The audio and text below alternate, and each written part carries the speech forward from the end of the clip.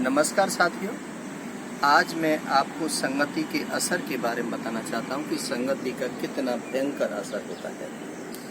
एक बार एक शेर का बच्चा बकरियों के बीच में पल रहा होता है। बहुत छोटा सा जैसे पैदा होता है उसी के साथ बकरियों के बीच में उसकी परवरिश शुरू हो जाती है। जैसे जैसे वो बड़ा होता है लेकिन वो अपना भूल जाता है कि मैं शेर हूँ, मान लेता है कि मैं बकरी ही हूँ और बकरी की तरह ही वो आवाज़ निकालना शुरू कर देता है, बकरी की तरह ही वो घास खाना शुरू कर देता है और बकरियों की तरह ही वो उसकी एक्टिविटी हो जाती है। एक दिन अचानक शेर उस जंगल में आ जाता है। शेर की दहाड़ से सारी बकरी भाग जाती हैं। जैसे बकरी भाग रही होती हैं वो शेर का बच्चा भी उन्हीं बकरियों के साथ में भागना शुरू कर देता है।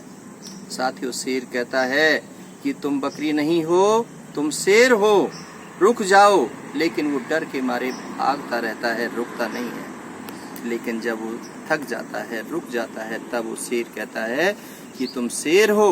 कहने लगे नहीं, मैं शेर नहीं, मैं बकरी हूँ।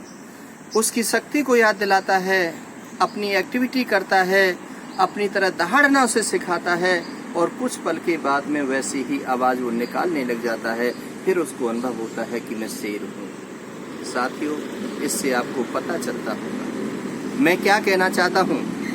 मेरा कहने का भाव है कि एक झोंपड़ी में जो पैदा हुआ है बच्चा, जिसके माता पिता रोजाना रोज बेलदारी करते हैं, पढ़े लिखे नहीं हैं, उस बच्चे के साथ में वही भाषा आती है जो बोलते हैं, जैसा उसके घर का आचरण होता है वैसा ही वो सीखता है। जब वो किसी राजा के यहाँ जाता है, महाराजा के यहाँ जाता है, पढ़े लिखों के पास जाता है, तो उसके संस्कार वैसे ही होते हैं, बल्कि वो भूल जाता है कि मैं एक इंसान हूँ, मेरे अंदर भी वो सब शक्तियाँ हैं, वो सारी ताकतें हैं परमात्मा की जो प्रभु के पास में हैं, लेकिन मुझे याद नहीं दिलवाया जाता है।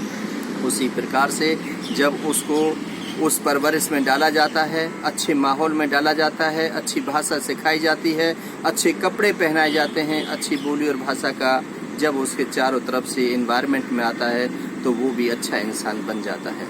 साथियों, जन्म से कोई नहीं। आपने रामायण के अंदर भी आप देख रहे हैं कि जब हनुमान जी अपने बल को भूल गए थे तो उस समय पर का चुप साध रहा हनुमाना, उनके गुरुजी ने उनको याद दिलाया था कि हनुमान जी, तुम्हारे अंदर तो बहुत शक्ति है, तुमने चुप्पी क्यों साधी थी। ऐसे ही इस संसार का हर जीव, हर बच्चा सारी शक्तियां लेकर के पैदा होता है। किसी बच्चे के अंदर ऐसी कोई स्पेशल प्रतिभा नहीं होती है, लेकिन माहौल में ढलते ढलते वो वैसा ही हो जाता है जैसे माहौल में उसकी परवरिश होती है, जैसे विद्यालय में वो पढ़ता है, जैसे क्षेत्र में वो रहता है, उसी वो भाषा का प्रयोग करता है, उन्हीं वो शब्दों का प्रयोग करता है। और ऐसे ही माहौल में रह करके कई बच्चे गाली देते हैं, लेकिन कई बच्चों को गाली देने में शर्म आती है।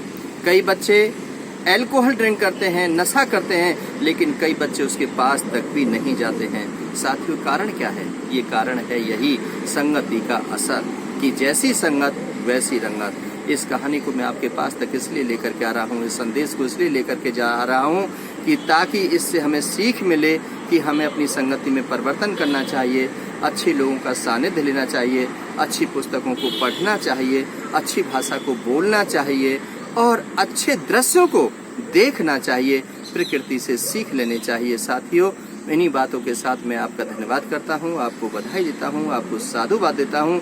मुझे उम्मीद है कि इस बात को आप जन जन तक पहुँचाने में मेरी मदद करेंगे और अपना साथ और सहयोग बनाए रखेंगे। बहुत बहुत शुक्रिया, बहुत बहुत आभार। जय हिंद, जय भारत।